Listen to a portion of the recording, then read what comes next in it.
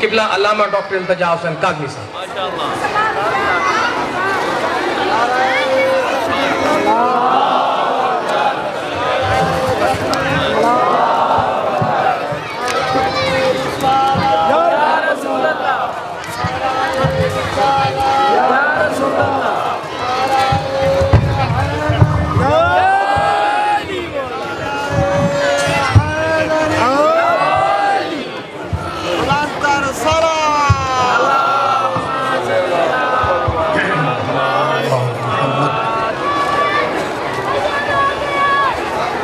ایک دفعہ پھر اپنی زبانوں کو درود سے معطر فرمائیں بلند آواز سے.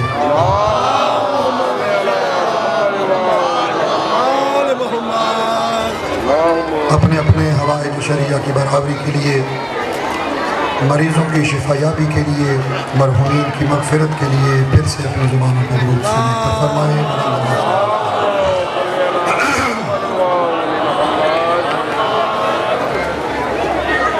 یہ جو مجالس عزا ہو رہی ہیں، ان میں چاہے جلوس عزا ہوں، چاہے مجلس ہو رہی ہو، یہ عزاداری کا حصہ ہے. اور جو ماتمی حلقے ہیں وہ بھی عزاداری کا حصہ ہیں. یہاں جو مجلس سننے بیٹھے ہیں یہ بھی مظلوم کربلا سید الشہداء کی عزاداری کی نمائندگی کر رہے ہیں.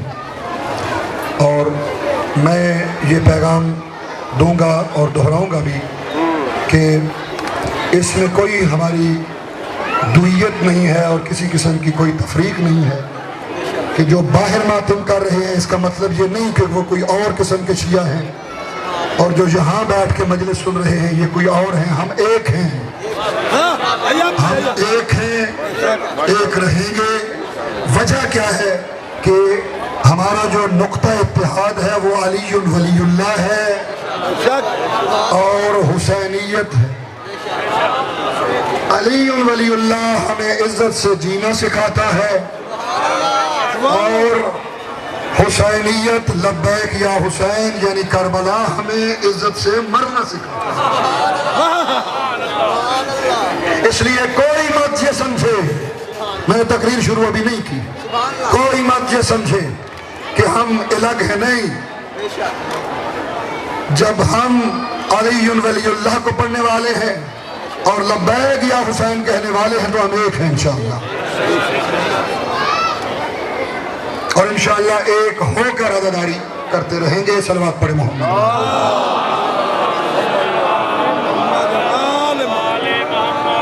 امام زمانہ علیہ السلام کے ظہور پر نور میں تعجیل کے لیے ایک دفعہ پھر اپنی زبانوں کو بلند آواز سے صلوات سے معطر فرمائیں.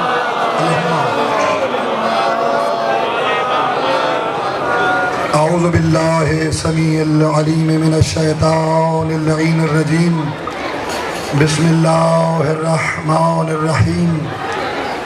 الحمد للہ الذی لا یبلغ مدحتہ القائلون ولا يحصي نعمه العادون ولا يؤدي حقه المجتهدون الذي ليس لصفته حد محدود ولا نعت موجود ولا وقت معدود ولا أجل ممدود فطر الخلائق بقدرته ونشر الرياح برحمته وَوَتَّدَا بِالسَّخُورِ مَيْدَانَ عَرْضِهِ وَالصَّلَاةُ وَالسَّلَامُ عَلَىٰ سَيِّدِنَا وَنَبِيِّنَا وَشَفِيعِ ذُنُوبِنَا وَطَبِيبِ نُفُوسِنَا سَيِّدِ الْمُرْسَلِينَ وَخَاتَمِ النَّبِيِّينَ أَبِي الْقَاسِمِ مُحَمَّدٍ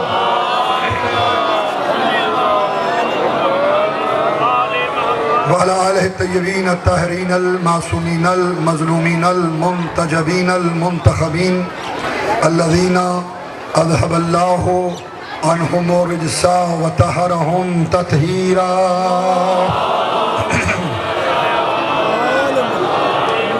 أما بعد فقد قال الله سبحانه وتعالى في كتابه المجيد بسم الله الرحمن الرحيم على لعنة الله على الظالمين. وقال الإمام علی ابن ابی طالب علیہ السلام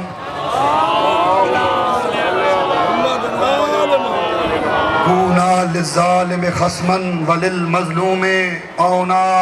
صلوات پڑھ لیں.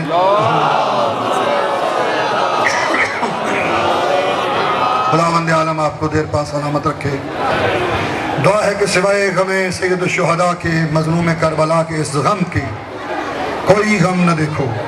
اور جتنے بھی حوائج شرعیہ ہیں اللہ کے عالم آپ کی حوائج شرعیہ کو پورا فرمائیں. اور اس ذکر کے وارث یوسف زہرا، فرزند زہرا، امام زمان کے ظہور میں تعجیل فرمائیں. اور ہمیں سید الشہداء کی شہادت کے صدقے میں شہادت عطا فرمائیں. آپ سب کی یہ خواہش تو ہے نا، موت تو آنی ہے ایک نہ ایک دن، آج بھی آنی ہے اور کل بھی آنی ہے. لیکن ہم اس مکتب کو ماننے والے ہیں کہ جہاں اللہ کے راستے میں شہید ہو جانا باعث افتخار ہے.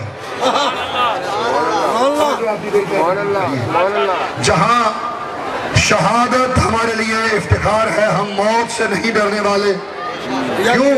کیونکہ ہم ان کے ماننے والے ہیں کہ جو کربلا میں یہ کہتے ہوئے نظر آتے ہیں کہ اگر ہم حق پر ہیں تو پھر یہ پرواہ نہیں ہے کہ موت ہم پہ آ پڑے یا ہم موت پہ جا پڑے. اس لیے یہ پیغام جہاں تک بھی جا رہا ہے یاد رکھ لو کہ اس سے پہلے بھی ہم لاشیں اٹھاتے رہے، اور اس کی وجہ صرف یہ ہے کہ ہم حق کا ساتھ دینے والے ہیں. ہم لاشیں اٹھاتے رہے ہیں اور یہ سلسلہ رکنے والا بھی نہیں ہے، کیونکہ جب تک تم حق پر ہوگے تمہیں قربانیاں دینی پڑے گی. جب تک حق پر ہیں قربانیاں دینی پڑے گی. اور ہم موت سے ڈرنے والے نہیں ہیں. ہم نے مظلوم کا ساتھ دینا ہے اور ظالم کے خلاف کھڑا ہونا ہے. وجہ کیا ہے؟ سبب یہ ہے کہ یہ الہی سنت ہے، یہ سنت الہی ہے. اللہ قرآن میں کہہ رہا ہے، جس آیہ مبارکہ کو میں نے موضوع قرار دیا، سورہ مبارکہ ہود میں ارشاد پروردگار ہو رہا ہے، الا لعنت اللہ علی الظالمین، کہ کیا ظالموں پر اللہ کی لعنت نہیں ہے؟ یعنی ظالموں پر اللہ کی لعنت ہے. اور ساتھ ہی میں نے مولا متقیان امیر المومنین قائد غر المحجلین علی ابن ابی طالب علیہ السلام کا بھی ایک فرمان آپ کی خدمت میں رکھا، جس میں مولا نے ہمیں ایک اصول دیا.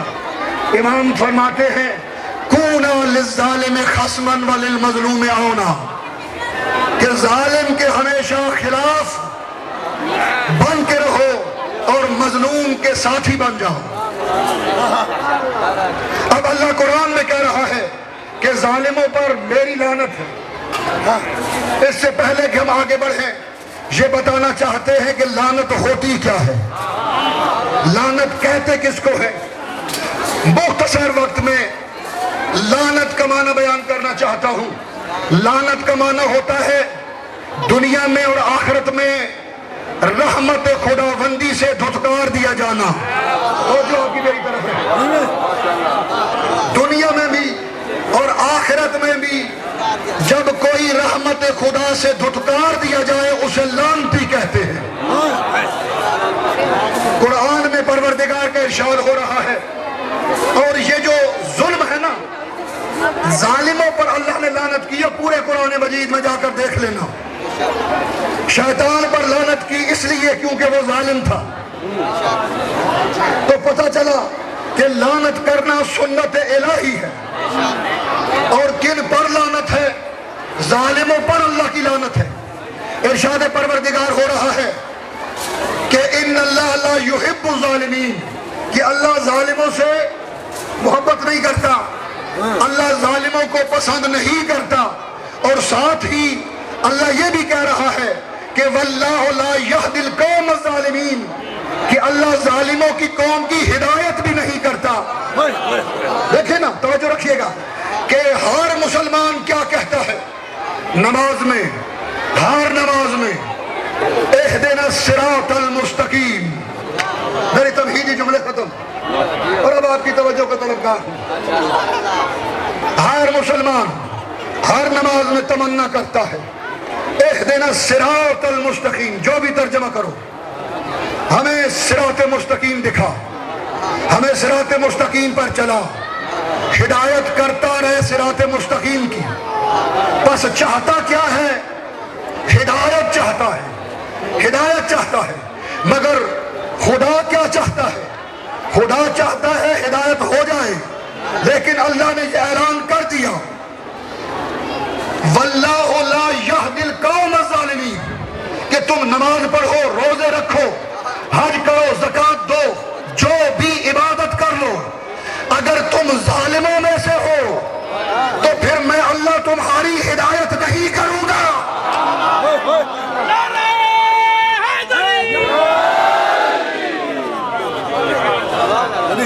واللہ لا یہدی القوم الظالمین، اللہ کبھی بھی ظالموں کی ہدایت نہیں کرتا۔ تو پتہ چلا کہ ظالمین اللہ کے ہاں ناپسندیدہ تھے، ناپسندیدہ ہیں، ناپسندیدہ رہیں گے۔ بیٹھ جاؤ، توجہ میری طرف رکھو، بیٹھ جاؤ۔ اب یہ جو الہی سنت ہے نا، لعنت کی سنت، یہ اللہ کی سنت ہے۔ ظالم کے خلاف ہو جانا، مظلوم کے ساتھ ہونا، یہ اللہ کی سنت ہے، یہ الہی سنت ہے۔ اور یہ شروع کہاں سے ہوئی؟ ذرا تاریخ کو بھی دیکھتے ہیں، یہ کہاں سے شروع ہوئی ہے، یہ کب سے شروع ہوئی ہے، یہ کس نے شروع کی ہے؟ یہ لعنت بھیجنا ظالموں پر ہم شیعوں نے شروع نہیں کیا، بلکہ یہ کب سے شروع ہوئی؟ جب سے تاریخ انسانیت کی ابتدا ہوتی ہے، جب سے انسانیت کی تاریخ کی ابتدا ہوتی ہے، تب سے یہ ظالم پر لعنت کا سلسلہ بھی شروع ہوتا ہے۔ کس نے شروع کیا؟ چار بندے ہیں، چار انسان ہیں صرف روئے زمین پر، توجہ رکھیے گا، چار انسان روئے زمین پر، جناب آدم، جناب حوا، قابیل، حابیل، چار لوگ روئے زمین پر، صرف چار۔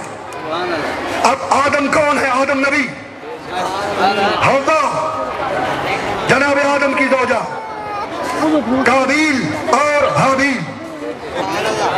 ماحول معصومانہ ہے، توجہ رکھیے گا، ماحول معصومانہ ہے۔ آدم معصوم ہے، اللہ کا نمائندہ ہے، جناب حوا بھی ہے۔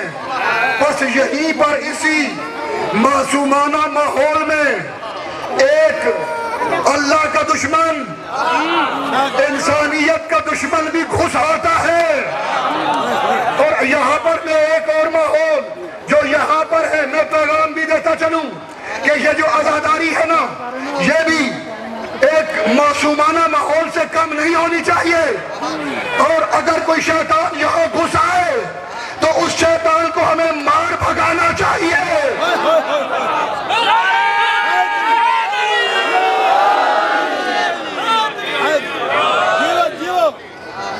اور ماحول معصومانہ ہے، چار فرد ہے، چار فرد۔ اب یہاں پر شیطان گھس آتا ہے اور ان میں سے اس کا انتخاب کرتا ہے کہ اسے پتا ہے کہ اسے میں بہلا بھی سکوں گا اور اسے میں اپنے راستے پہ چلا بھی سکوں گا۔ کس کا انتخاب کیا؟ قابیل کا۔ اور یہ بھی یاد رکھو کہ انتخاب بھی عجیب انداز میں کیا۔ اور اب تک جب تک شیطان نہیں ہے تب تک سارے کے سارے توحید پرست ہیں، توجہ رکھیے، سب کے سب توحید پرست۔ آدم توحید پرست، حوا توحید پرست، حابیل توحید پرست، قابیل بھی توحید پرست۔ لیکن اس نے قابیل کو اگر بھٹکایا ہے تو اللہ کے نام پر بھٹکایا ہے۔ تو پتہ چلا شیطان کبھی کبھی اللہ کے نام پر بھی بھٹکاتا ہے، اللہ کے نام پر بھٹکاتا ہے، اللہ کے نام پر بھی انسان کو گمراہ کرتا ہے شیطان۔ اب قابیل کو کیا کہتا ہے؟ کہتا ہے تو اللہ کا پیارا نہیں، حابیل اللہ کا پیارا ہے۔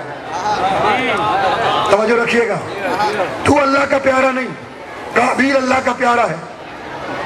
بس یہاں سے اس کے دل میں حسد پیدا کیا، حسد پیدا کیا اس کے دل میں، اس کے دل میں حسد کی چنگاری کو روشن کیا اور کہا کہ میں جو تجھے کہوں گا وہ تو نے کرنا، جو میں تجھے کہوں گا وہ تو نے کرنا ہے. کیا کرنا ہے؟ کہا اگر تو یہ چاہتا ہے کہ تجھے پتہ چل جائے کہ تو اللہ کو پیارا ہے یا حابیل، تو پھر طریقہ میں بتاتا ہوں. تو بھی اپنی قربانی پیش کر، وہ بھی اپنی قربانی پیش کرے، بس جس کی قربانی قبول ہوئی وہ اللہ کو پیارا ہوگا. مختصراً وہ اللہ کو پیارا ہوگا. اب انہوں نے قربانی، ایک کی گندم تھی ایک کا دمبا تھا، اب قربانی پیش کی گئی لیکن قربانی قبول ہوئی حابیل کی، اس کی قربانی رد ہو گئی. اور اللہ کہہ رہا ہے کہ قربانی کس کی قبول ہوتی ہے؟ انما یتقبل اللہ من المتقین، کہ اللہ متقین کی قربانی کو قبول کرتا ہے، ظالمین کی قربانیوں کو قبول نہیں کرتا.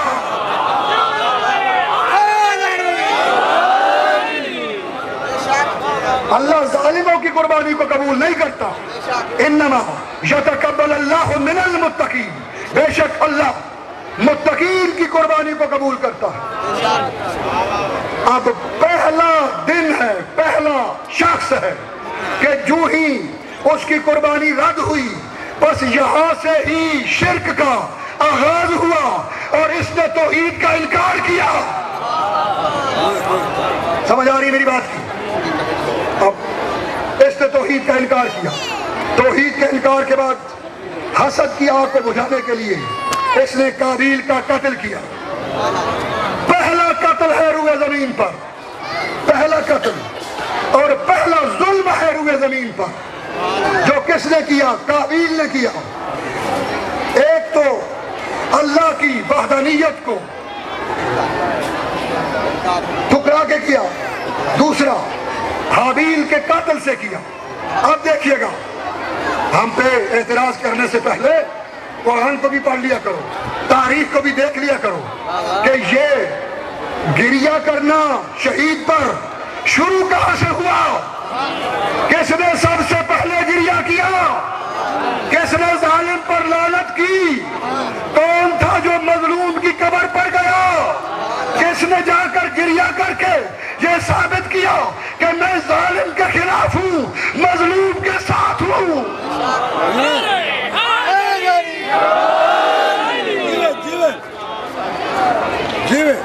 حابیل کا قتل ہوا، قابیل نے کیا. جناب آدم کو پتہ چلا، فوراً جناب حابیل کی قبر پر گئے، قبر پر جا کر گریہ بھی کیا، اس پر سلام بھیجا اور اپنے ہی ظالم بیٹے پر لعنت کی.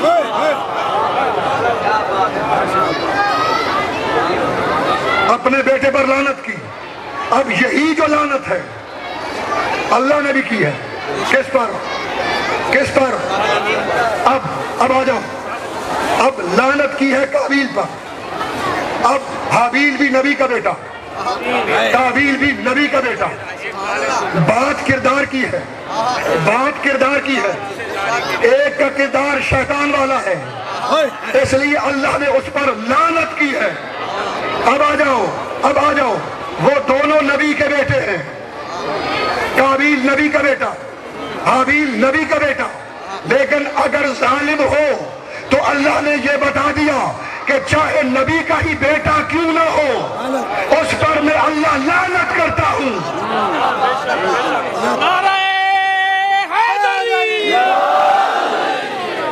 چاہے نبی کا ہی بیٹا کیوں نہ ہو، اس پر میں اللہ لعنت کرتا ہوں. اب ایک وہ ہے، وہ نبی کا بیٹا ہے، اور ایک کربلا میں حسین ہے، وہ بھی نبی کا بیٹا ہے. نبی کا بیٹا حسین کا نہیں، وہ حسین بھی نبی کا بیٹا، وہ آدم کا بیٹا، یہ محمد مصطفیٰ کا بیٹا. جہاں جہاں جگہ مل رہی ہے وہی بیٹھ جاؤ، جہاں جہاں جگہ مل رہی ہے وہی بیٹھ جاؤ.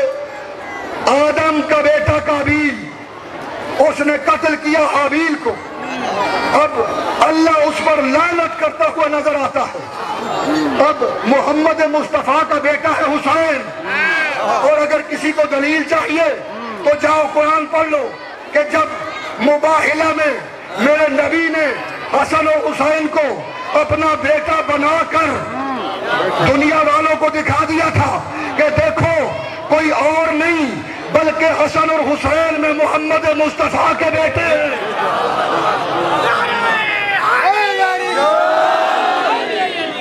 اور یہ کوئی مل کے بولو حسینیت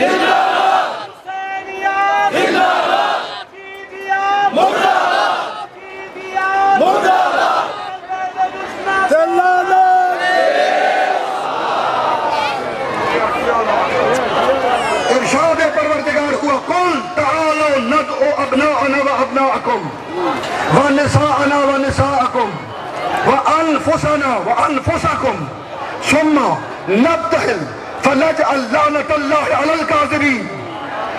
کہ اب یہ دلیل سے نہیں سن رہے, توجہ سے جملہ سماعت فرمائیے گا. عیسائیوں اور مسلمانوں کے درمیان ہے مباہلہ. عیسائی اللہ کے بارے میں کیا عقیدہ رکھتے تھے؟ جناب عیسیٰ کو اللہ کا بیٹا مانتے تھے. میرے نبی نے ان کے ساتھ دلیل سے بات کی, لیکن دلیل جب نہیں چلتی تو وہاں پر پھر مباہلہ ہوتا ہے. اور الہی سنت ایک قرار پاتی ہے کہ جب کوئی دلیل سے بات نہ سنے تو پھر اسے یہی کہو کہ تم بھی لعنت کرو, ہم بھی لعنت کرتے ہیں. تم بھی لعنت کرو, ہم بھی لعنت کرتے ہیں. اب اللہ کہہ رہا ہے قل تعالوا ندعو ابناءنا وابناءکم, انہیں کہو تم اپنے بیٹے لے آؤ, ہم اپنے بیٹے لے آتے ہیں. ونساءنا ونساءکم, تم اپنی بیٹیاں لے آؤ, ہم اپنی بیٹیاں لے آتے ہیں. وانفسنا وانفسکم, تم اپنے جیسوں کو لے آؤ, ہم اپنے جیسوں کو لے آتے ہیں. پتہ نہیں کیا سن رہے ہو,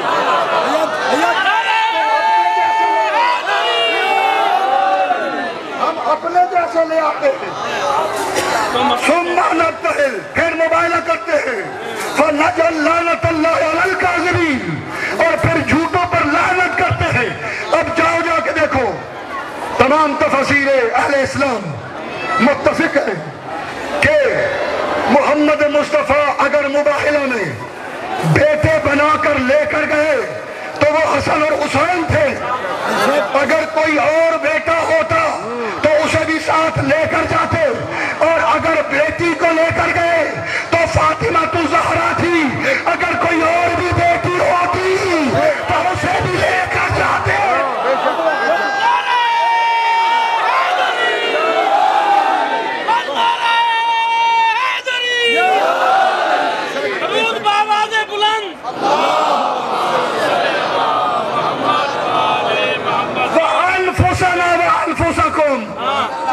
تم اپنے جیسا کوئی لے آؤ, میں اپنے جیسا لے آتا ہوں. اور اپنے وہ علی ابن ابی طالب تھا, اور اگر کوئی اس وقت میرے رسول جیسا ہوتا تو اسے بھی ساتھ لے کر آتے.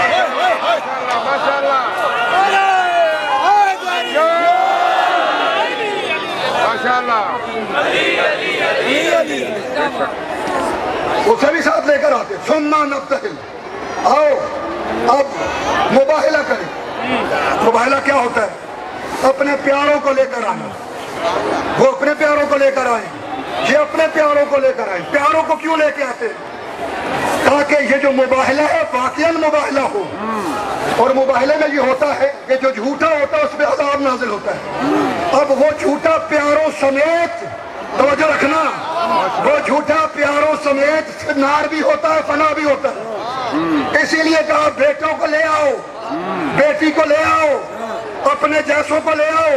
تو پتہ چلا کہ اس وقت میرے نبی کے پیارے صرف یہی تھے جو مباہلہ میں آئے تھے. یہی تھے جو مباہلہ میں آئے تھے. اب مباہلہ کیا ہے؟ بد دعا کرنی ہے. اگر ہم جھوٹے ہیں تو ہم پر اللہ کی لعنت ہو, تم جھوٹے ہو تو تم پر اللہ کی لعنت ہو. اب یہی سے قرآن نے ایک اصول دے دیا ہمیں, کیا کہ جب بات دلیل سے نہ چلے, جب دلیل کام نہ آئے, اس وقت پھر یہی ہے، ان کو بھی بلا لو، خود بھی آ جاؤ اور بارگاہ پروردگار میں دعا کرو اور لعنت کر کے الگ ہو جاؤ۔ اب ہم بھی 1400 سال سے، توجہ سے جملہ سننا، 1400 سال سے جب سے واقعہ کربلا ہوا، ہم سنت الہی کے مطابق اللہ کہہ رہا ہے کہ ظالم کے خلاف ہو جاؤ، مظلوم کا ساتھ دو۔ اب ہمارے یہ جو عزا ہے، ہماری یہ جو ماتم ہے، ہماری یہ جو مجالس ہے، یہ کس چیز پر دلالت کرتی ہے؟ یہ دلالت کرتی ہے کہ ہم محمد کے بیٹے حسین کے ساتھ ہیں، اور جو بھی حسین کے قاتل ہیں ہم ان پر لعنت بھیجتے ہیں۔ لیکن پھر بھی مصیبت کیا ہے، مشکل کیا ہے، مجھے ابھی تک سمجھ میں نہیں آیا۔ پھر بھی یہ کہا جاتا ہے کہ شیعوں نے تو خود ہی حسین کو مارا ہے، خود ہی پیٹتے بھی ہیں، خود ماتم کرتے ہیں، تو پھر اصول اپنا لیتے ہیں کہ جب تم دلیل سے نہیں مانتے تو پھر آ جاؤ مباہلہ کر لیتے ہیں۔ ہم بھی یزید پر لعنت کرتے ہیں، تم بھی یزید پر لعنت کرتے ہیں۔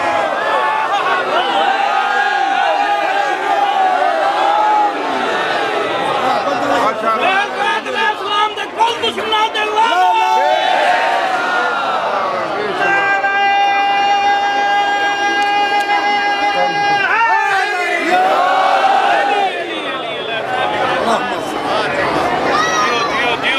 تم بھی لعنت کرو، ہم بھی لعنت کرتے ہیں، اور پھر پتہ چل جائے گا کہ کون حسین کے ساتھ ہے، کون یزید کے ساتھ ہے، اور درمیانہ رستہ کوئی نہیں ہے۔ جعفری صاحب آپ کے لیے جملہ کہہ رہا ہوں، درمیانہ رستہ کوئی نہیں۔ درمیانہ رستہ کیا ہے؟ خاموش ہو جانا، نیوٹرل۔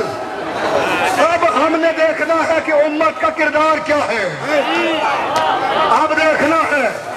اللہ نے تو کہہ دیا نا کہ ظالم کے ساتھ مت ہونا، ظلم کو روکنا ہے، زبان سے، ہاتھ سے، کم از کم دل سے۔ تو یہ تو پتہ چلے نا، اپنے کردار سے بتلاؤ کہ ہم ظالم کے ساتھ نہیں ہیں، ہم مظلوم کے ساتھی ہیں، اور ہم مظلوم کی توجہ آپ کی میری طرف رہے، ہم مظلوم کے ساتھی ہیں، ظالم کے ساتھ نہیں ہیں۔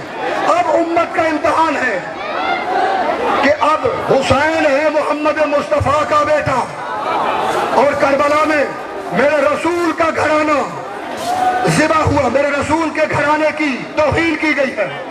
اس سے بڑھ کر توہین رسالت ہو ہی نہیں سکتی۔ دیکھو نا، تمام مسلمان توہین رسالت سراپا احتجاج ہوتے ہیں کہ نہیں؟ سراپا احتجاج ہوتے ہیں۔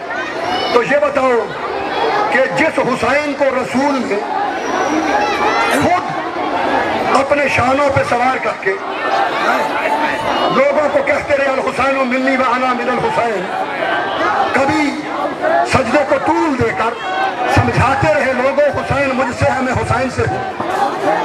اب جب ان پر ظلم ہوا تو کیا یہ توہین رسول نہیں ہے؟ کیا یہ توہین رسالت نہیں ہے؟ یقیناً توہین رسالت ہے۔ تو اب ہم نے دیکھنا ہے کہ یہاں پر امت محمدیہ کا کردار کیا ہے، خاموش رہے گی، ظالم کے ساتھ ہوگی، یا مظلوم کا ساتھ دے گی؟ تین حالتیں ہیں، تین حالتیں، یا خاموش رہے، نہ ظالم کو کچھ کہے نہ مظلوم کو کچھ کہے، یا ظالم کے ساتھ ہو جائے یا مظلوم کے ساتھ ہو جائے، لیکن خاموش رہنا، نیوٹرل رہنا، یعنی نہ ظالم کے ساتھ ہونا نہ مظلوم کے ساتھ ہونا، یہ الہی سنت نہیں بلکہ اسی کو منافقت کہتے ہیں۔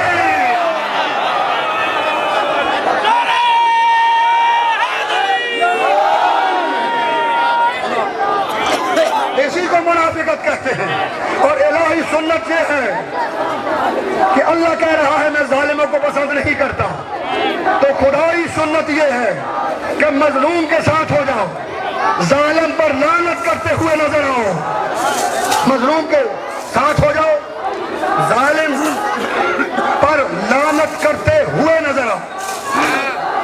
اب ہم نے دیکھنا ہے کہ اس کردار کردار کو کس نے انجام دیا ہے؟ اس کردار کو کس نے انجام دیا؟ کون ہے جو ظالم کا ساتھ دینے والا ہے؟ کون ہے جو مظلوم کا ساتھ دینے والا ہے؟ اور میں نے عرض کیا کہ جب مظلوم کا ساتھ دو گے تو پھر قربانی بھی دینی پڑے گی۔ ہمارا صرف جرم یہ ہے، ہمارا جرم یہ ہے کہ ہم ظالم کو ظالم کہتے ہیں، اور ہمارے یہ جلوس ظالم کو ظالم کہتے ہیں، 1400 سال سے کہتے ہیں، کہتے رہیں گے۔ اب ہم بازاروں میں مجالس بپا کر کے علم لے کر، تعزیے لے کر، ذوالجنا کی شبیہ بنا کر خدا کی قسم کسی کی دل آزاری نہیں چاہتے۔ توجہ رکھیے، ہمارا مقصد کسی کی دل آزاری نہیں۔ سبب یہ ہے، وجہ یہ ہے کہ ہمیں معلوم ہے کہ جو بھی مسلمان ہے، جو بھی محمد الرسول اللہ پڑھتا ہے، جو بھی کلمہ پڑھتا ہے، وہ کبھی بھی یہ نہیں کہے گا کہ وہ حسین کے خلاف ہو جائے اور حسین کے برخلاف ہو کر رسول خدا کو اذیت پہنچائے اور رسول خدا کے لیے باعث تکلیف ہو، کیونکہ اللہ نے قرآن میں واضح کہہ دیا ہے الذین یؤذون اللہ ورسولہ، کہ جو بھی اللہ اور اس کے رسول کو اذیت دیتے ہیں، لعنہم اللہ فی الدنیا والآخرہ، اللہ نے ان پر دنیا میں بھی اور آخرت میں بھی لعنت کی ہے، وَأَعَدَّ لَهُمْ عَذَابًا مُهِينًا، اور ان کے لیے دردناک عذاب تیار کر رکھا ہے۔ اب بات شیعہ سنی کی نہیں، بات کسی مذہب و مسلک کی نہیں کہ اگر سنی ہے تو وہ کہے گا حسین میرے نہیں، شیعہ ہے تو حسین صرف شیعہ کا ہے، نہیں، بلکہ حسین تو وہ عظیم محسن انسانیت ہے کہ جس کا ہر باضمیر انسان احسان مند نظر آتا ہے۔ ہندو بھی حسین کا احسان مند ہے، نصرانی ہو یہودی ہو حسین کا احسان مند ہے، شیعہ ہو سنی ہو کسی بھی مسلک سے ہو، اگر باضمیر انسان ہے تو وہ حسین کا احسان مند ہے، حسین کا قیامت تک کے لیے احسان مند رہے گا۔ اب قرآن کہہ رہا ہے کہ جس نے مجھ اللہ کو یا میرے رسول کو اذیت دی، اس پر اللہ دنیا میں بھی اور آخرت میں بھی لعنت کرتا ہے۔ ایک فیصلہ کرتے چلتے ہیں، آج ایک فیصلہ کرتے چلتے ہیں۔ کہا جاتا ہے یزید غلطی ہو گئی، غلطی ہو گئی بھائی، کیا پتا اس کو اللہ بخش دے۔ آپ یزید کو اور یزیدیوں کو برا کیوں کہتے ہو؟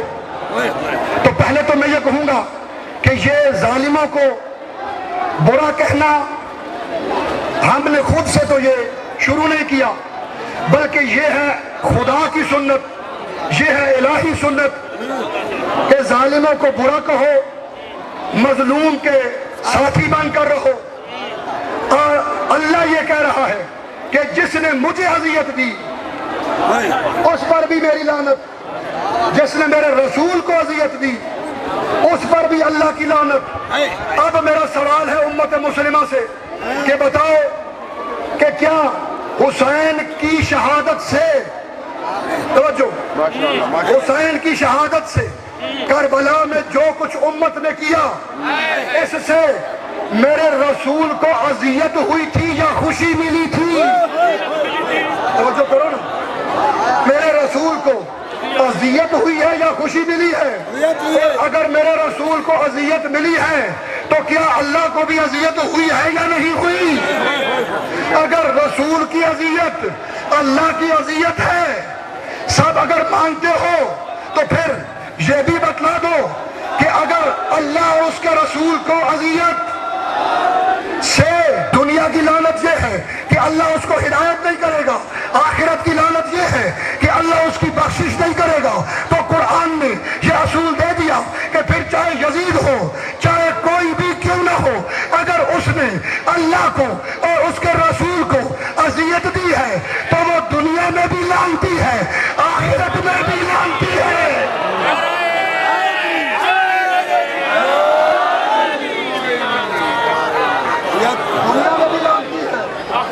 یعنی دنیا میں بھی اللہ اس پر لعنت کرے گا اور آخرت میں اسے بخشش نہیں ملے گی۔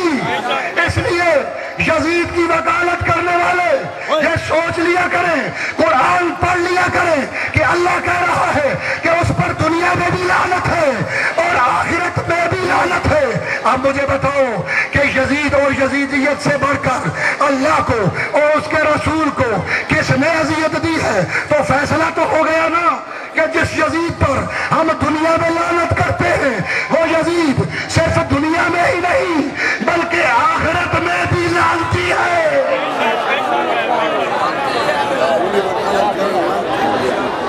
دنیا میں بھی لعنتی ہے، آخرت میں بھی لعنتی ہے، اور جس پر اللہ لعنت کرتا ہے وہ نہ دنیا کا رہتا ہے نہ وہ آخرت کا رہتا ہے۔ اب یہ جو جلوس اذا ہے، یہ ماتمی حلقے ہیں، یہ جو ماتم ہے، یہ سب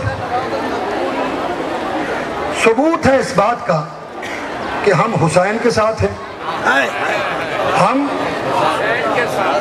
رسول کو اور اللہ کو اذیت پہنچانے والوں کے خلاف ہیں۔ 1400 سال سے ہم یہ اپنا عمل دہرا رہے ہیں اور دہراتے رہیں گے، یہ عمل دہرا رہے ہیں۔ اور یہ جو بات ہے نا کہ کہتے ہیں جی کہ خاموش ہو جاؤ، کچھ نہ بولو، یاد رکھو یہ خاموش ہو جانا باعث عذاب ہے، باعث عذاب ہے۔ شاید کوئی یہ سمجھے کہ ہم خاموش رہیں گے تو ہماری بخشش ہو جائے گی، نہیں۔ بہت سی ایسی قومیں ہیں کہ ظلم دوسروں نے کیا، عذاب ساتھ دوسروں نے بھی بھگتا، سبب کیا ہے؟ کیونکہ وہ خاموش رہے، کیونکہ وہ خاموش رہے۔ سب سے بڑی مثال صالح جناب صالح کا ناکہ ہے، اونچے کاٹنے والا ایک شخص تھا، اونچے جس نے کاٹی وہ ایک شخص تھا۔ پوری قوم پر عذاب اس لیے آیا کیونکہ انہوں نے ظالم کو ظالم نہیں کہا، پوری قوم کو عذاب اس لیے آیا کیونکہ انہوں نے ظالم کو ظالم نہیں کہا۔ اس لیے اب کوچے کاٹنے والا ایک ہے، یہاں پر بھی ایسا ہی ہے کہ اگر یزید نے یہ جرم کیا ہے تو تم تو محمد مصطفیٰ کا کلمہ پڑھنے والے ہو، کہیں ایسا نہ ہو کہ اسی خاموشی میں تم پر بھی عذاب آ جائے۔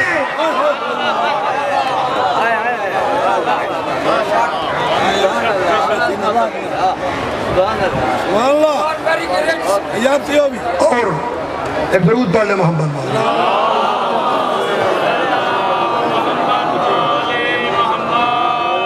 اور ہمارا جو جرم ہے نا شیعہ سنی کا، یعنی شیعہ اور سنی وہ کہ جو مل کر حسین کا غم مناتے ہیں اور دنیا والوں کو بتاتے ہیں کہ ہم مظلوم کے ساتھی ہیں، ہم رسول کو پرسہ دینے آتے ہیں، دنیا والوں کو بتاتے ہیں۔ دیکھیں اس کردار کو انجام دینا، کردار کیا ہے؟ یہاں پہ کردار ہے ظالم سے اظہار برات کرنا اور مظلوم کا ساتھ دینا۔ اب اس کے انداز مختلف ہو سکتے ہیں، میرے سنی بھائیوں کو دیکھو، ان کا اپنا انداز ہے، کوئی اپنے گھروں سے تعزیہ برآمد کراتے ہیں، علم برآمد کراتے ہیں، کوئی نظر و نیاز کا اہتمام کرتے ہیں، کوئی ہمارے ساتھ اس اذا کے جلوس میں شامل ہوتے ہیں۔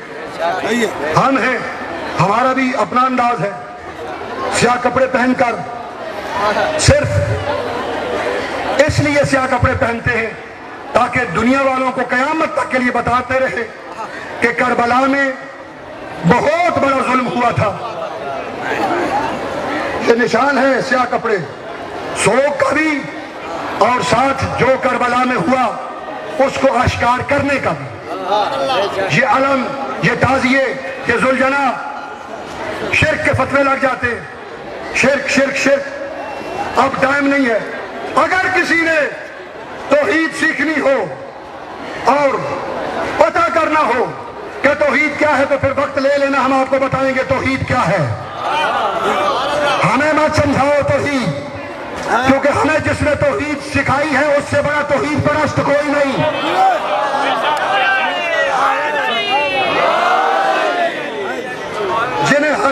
جنہوں نے ہمیں توحید سکھائی، اگر وہ نہ ہوتے تو توحید کی سمجھ ہی لوگوں کو نہ آتی. ہمارا امام علی ہے، ہمارا امام علی ہے، جس علی نے ہمیں توحید سکھائی ہے. ہم بتائیں گے توحید کیا ہوتی ہے، شرک کیا ہوتا ہے. یہ علم، یہ تعزیے، یہ ذوالجناح کے جلوس، یہ سب یہ شرک نہیں بلکہ یہ شعائر اللہ ہے، یہ اللہ کی نشانیاں ہیں، اور ان اللہ کی نشانیوں کے ذریعے اللہ کا قرب حاصل کیا جاتا ہے، اللہ کے قریب ہوا جاتا ہے. کیونکہ ان کو نسبت ہے حسین سے، اور حسین ہے اللہ کی بہت بڑی نشانی. اب ہمارا صرف جرم یہ ہے کہ ہم نے ہمیشہ ظالم کو ظالم کہا اور مظلوم کا ساتھ دیا. اور یہی وجہ ہے کہ جب سے پاکستان بنا تھا لا الہ الا اللہ محمد رسول اللہ کی بنیاد پر. دو چار جملے یہ بھی کہتا چلوں کہ آج ہم پہ پابندیاں لگنی شروع ہو جاتی ہیں کہ فلاں مجلس کی اجازت نہیں، فلاں فلاں فلاں کی اجازت نہیں. ہم کوشش کریں گے کہ اس بات کو حکام بالا تک پہنچائیں، اور میری ذاتی کوشش ہوگی کہ میں جتنا جلد ہو سکے وزیر داخلہ جناب شیخ رشید صاحب سے ملے، میں خود مل کر ان تک یہ بات بھی پہنچاؤں گا کہ آپ بھی جانتے ہو ہم اکٹھے پنڈی میں رہتے ہیں، اسلام آباد میں رہتے ہیں، وہ ہمیں جانتے ہیں، ہم ان کو جانتے ہیں، کہ یہ مجھے بتاؤ کہ اگر اس پاکستان میں راتوں کو مجرے ہوتے ہیں، ناچ گانے ہوتے ہیں، ان کی اجازتیں کوئی نہیں لیتا.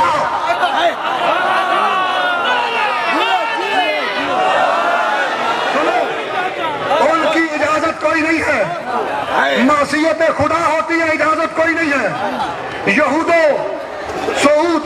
و نصارہ کی ایمان پر جو کام کیے جاتے ہیں ان کی اجازت نہیں ہے، بلکہ خود سرکاری ادارے اپنی سرپرستی میں وہ انجام دیتے ہیں. لیکن یہ ملک پاکستان لا الہ الا اللہ محمد الرسول اللہ کی بنیاد پر اگر حاصل کیا گیا ہے تو یہاں پر لا الہ الا اللہ محمد الرسول اللہ کی بنیاد پر جو ہو رہا ہے اس پر قطعاً کوئی پابندی قبول نہیں کی جائے گی. سنو، چاہے وہ جلوس حسین کے جد محمد مصطفیٰ کی میلاد کے جلوس ہو، چاہے عزاداری کے جلوس ہو، ہم شیعہ سنی اس ملک کے باشندے ہیں. ہمارے حقوق آئین پاکستان میں بیان ہو چکے ہیں. ہمیں کوئی اجازتوں کی ضرورت نہیں کہ ہم محمد مصطفیٰ کا اگر میلاد بنائیں تو تب بھی اجازت ہے یا نہیں، اتنا ٹائم ہے یا نہیں. عجیب و غریب منطق ہے. چاہیے تو یہ کہ تم بھی ہمارے ساتھ آؤ. حسین تمہارے کچھ نہیں ہے. لا الہ الا اللہ محمد رسول اللہ تم پڑھتے ہو کہ نہیں؟ کیا منہ دکھلاؤ گے؟ 4 دن کی زندگی ہے، پھر موت ہے. اور یاد رکھو کہ قبر میں سب سے پہلے تم نے اگر منہ دکھانا ہے تو میرے مصطفیٰ کو منہ دکھانا ہے. چمن چمن گلی گلی، چمن چمن گلی گلی،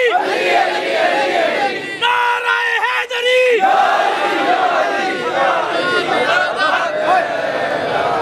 قبر میں شیعہ سنی ہم کہتے ہیں کہ میرے مصطفیٰ قبر میں آتے ہیں، میرے پنجتن کرب قبر میں آتے ہیں. کیا منہ دکھاؤ گے کہ اگر جلوس عزا ہو، مجالس عزا ہو، بھائی 10-15 دن کی تو بات ہے، کون سا باقی عقیدوں کی مجالس ہوتی رہتی ہے. 1-2 ماہ مبارک کے ربیع الاول ہے، اس میں بھی 8-10 دنوں کی بات ہوتی ہے. اگر ہم رسول خدا کی یاد مناتے ہیں، حسین کی یاد مناتے ہیں، تو بحیثیت پاکستان کے شہریوں کے ہمیں سہولت دی جائے، نہ کہ ہراساں کیا جائے، نہ کہ مختلف قسم کے ہتھ کنڈے استعمال کر کے کبھی جی فلاں ہو جائے گا، فلاں ہو جائے گا، فلاں پہ پرچے کٹ جائیں گے، فلاں پہ پابندی لگ جائے گی. ایسا نہ کرو، اس طرح مت کرو، کیونکہ یہ پاکستان کا مطلب کیا؟ لا الہ. پاکستان کا مطلب کیا؟